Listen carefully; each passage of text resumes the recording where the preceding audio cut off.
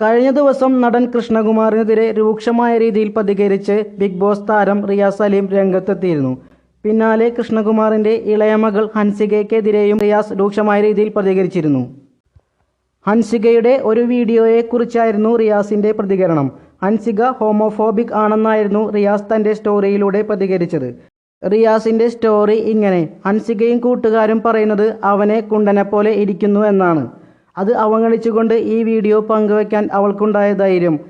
ഇന്നത്തെ കുട്ടികൾ തെറ്റിദ്ധരിച്ചിരിക്കുന്നത് ഹോമോഫോബിക്കായ പദപ്രയോഗങ്ങൾ നടത്തുന്നത് അവരുടെ സാമൂഹിക നിലവാരത്തെ ഉയർത്തുമെന്നാണ്.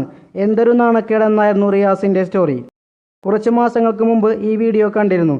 ഒരു കുട്ടിയെ കോൾ ഔട്ട് ചെയ്യുന്നതിൽ എന്ത് കാര്യമെന്നാണ് അന്ന് ചിന്തിച്ചത്. പക്ഷേ ഇവരുടെ ബുദ്ധി കുറഞ്ഞ ഫോളോവേഴ്സിനെ എത്രത്തോളം സ്വാധീനിക്കാനാകുമെന്നത് അത്ഭുതകരമാണെന്നും റിയാസ് പറഞ്ഞിരുന്നു. പിന്നീട് റിയാസ് തൻ്റെ സ്റ്റോറി ഡിലീറ്റ് ചെയ്തുവെങ്കിലും അപ്പോഴേക്കും വിഷയം സോഷ്യൽ മീഡിയയിൽ ചർച്ചയായി മാറിയിരുന്നു. യൂട്യൂബറായ സീക്രട്ട് ഏജന്റും റിയാസിൻ്റെ സ്റ്റോറിക്കെതിരെ രംഗത്തെത്തിയിരുന്നു. പോസ്റ്റ് ഇട്ട് ഡിലീറ്റ് ചെയ്യേണ്ടി വന്നു.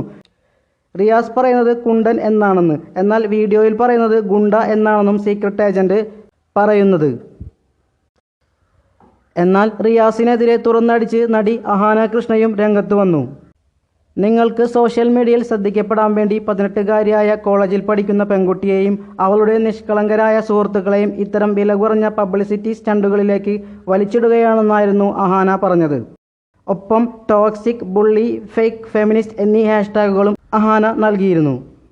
സംഭവം വിവാദമായി മാറിയെങ്കിലും റിയാസ് സലീം ഇതുവരെയും തൻ്റെ പിൻവലിക്കപ്പെട്ട സ്റ്റോറിയെക്കുറിച്ചോ അതിനോടുള്ള അഹാനയുടെ പ്രതികരണത്തെക്കുറിച്ചോ ഇതുവരെ ഒന്നും പ്രതികരിച്ചിട്ടില്ല.